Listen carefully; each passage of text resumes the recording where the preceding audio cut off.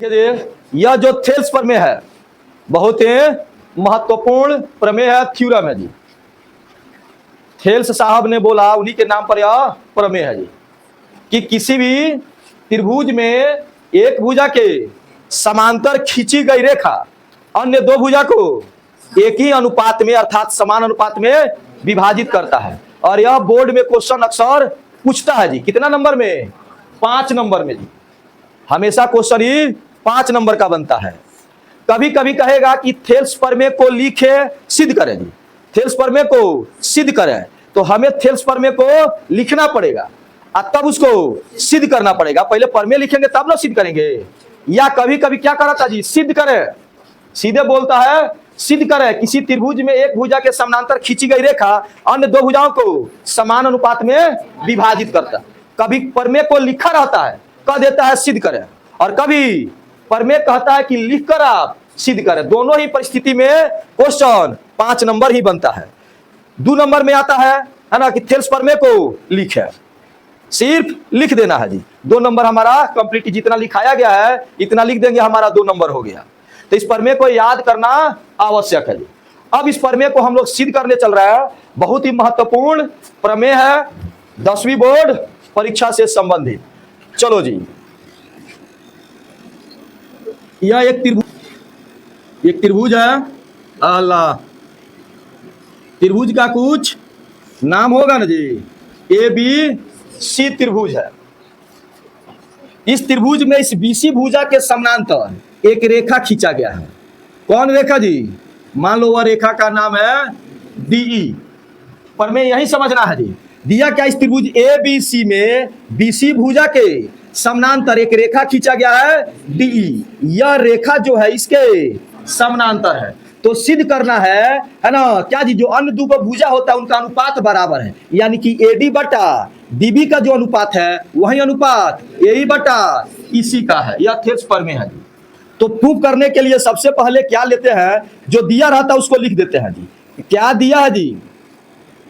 दिया है त्रिभुज ABC में क्या दिया है, तो DE समांतर है BC, तो कॉमा दे क्या हो चौथाई के पास से, क्या सिद्ध करना है? क्या सिद्ध करना है जी?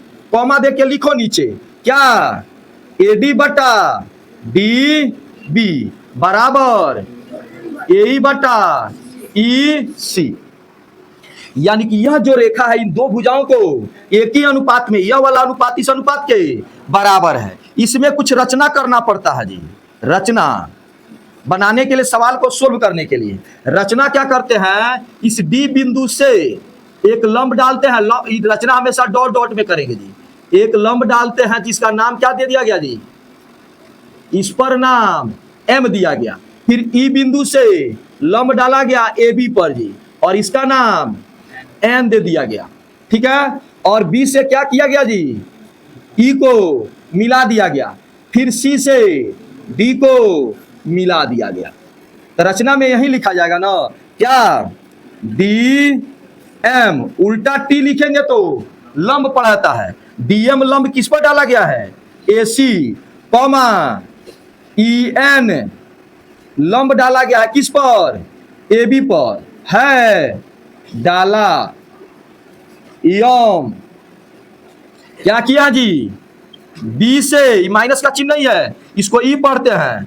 B से E को, यम C से D को, C से D को क्या किया है, मिलाया, ठीक है।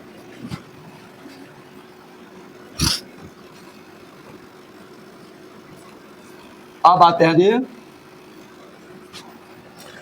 तुमको इधर से 2 त्रिभुज दिख रहा है, ADE, ये को दिख रहा है BDE दिख रहा है। ये दोनों त्रिभुज का क्षेत्रफल निकालते हैं, क्षेत्रफल का अनुपात। तो लिखेंगे एरिया किसका, ADE का, area ADE, area of triangle ADE बटा एरिया नीचे वाले का BDE का, बी डी ई। तो बोलो त्रिभुज का क्षेत्रफल का सूत्र क्या होता है? 1/2 आधार गुने ऊंचाई। आधार इसका एडी और शीर्ष लंब कौन है जी? एन ई है, एन ई। बट्टा में आते 1/2। इसका आधार इस त्रिभुज का कौन है? बी डी है, बी डी। और शीर्ष लंब क्यों रहेगा? सेम वही रहेगा, एन ई। काहे? तो अगर बोलो जैसे त्रिभुज क्या जी न्यून कोण है, तो इसका शीर्ष लंब कहाँ होता है? अंदर होता है। लेकिन अगर वही त्रिभुज क्या है? अधिक कोण है। अब बोलो इसका शीर्ष लंब कहाँ होगा? त्रिभुज के बाहर में होगा जी। तो इस शीर्ष लंब कहाँ है? यहां से देखो कौन सा त्रिभुज बन रहा है? ये अधिक कोण त्रिभुज ना है। तो इसका शीर्ष लंब कहाँ होगा? शीर्ष से वो जो भुजा को बढ़ा दिया गया, मान लो इसका शीर्ष था, इस भुजा को बढ़ाया गया, इसी पर क्या है? लंब है। तो शीर्ष लंब सेम रहेगा। 1/2 से 1 एनी से एनी कट गया, क्या बचा? Area of triangle A D बटा area of B D E बराबर ए डी बटा बी डी। इसको मान लेना इक्वेशन नंबर 1। अब आते हैं जी, इधर का त्रिभुज ले लिए। अब इधर से आते हैं।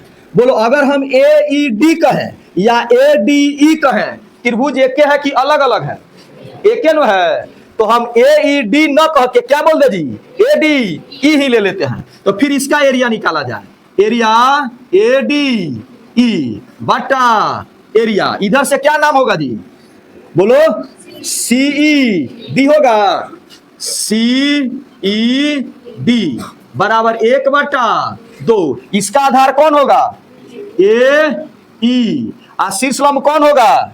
डी एम, डी एम बट्टा में 1/2। अब इसका इस त्रिभुज का आधार कौन होगा? सी ई। और शीर्ष लंब वही रहेगा, डीएम महाराज से डीएम 1/2 से ही खत्म। क्या बचा जी? एरिया ए डी ई बटा एरिया सी ई डी बराबर ए ई बटा सी, चाहे इसको इसी भी बोल सकते हैं। इक्वेशन नंबर ध्यान से समझते हैं जी।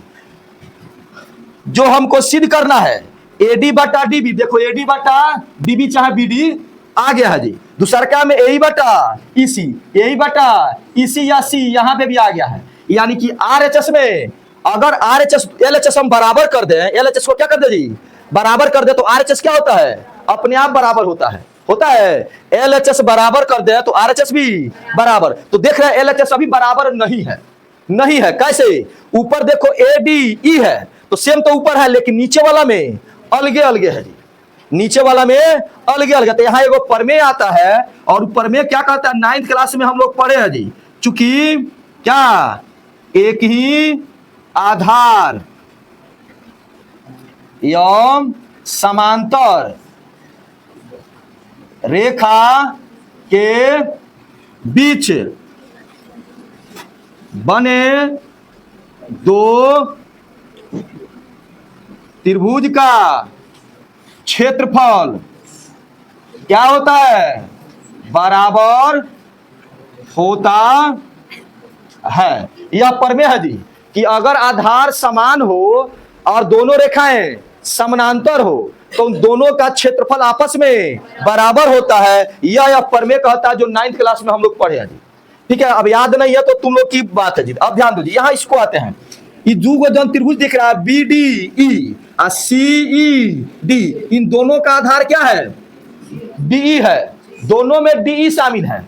और ये दोनों त्रिभुज किसके बीच बन रहा है जी? ये दोनों समानांतर रेखा है।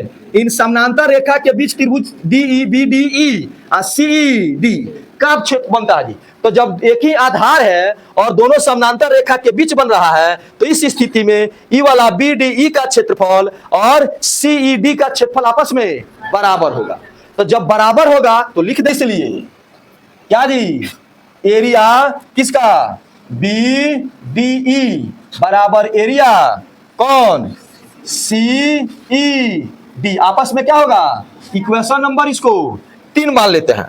ठीक है, अब आओ 2 नंबर और 3 नंबर से समीकरण 2 एवं 3 से क्या जी? इस सीईडी को हटा सकते हैं इसी के बराबर कौन है, BDE है, तो CED को हटा दो और उसके जगह पर BDE को लिख सकते हैं। तो क्या लिखा जाए, एरिया ADE बटा एरिया। इस महाराज को हटा के क्या लिखना है, BDE बराबर बोलो तो क्या है, AE बटा EC है। Equation number 4।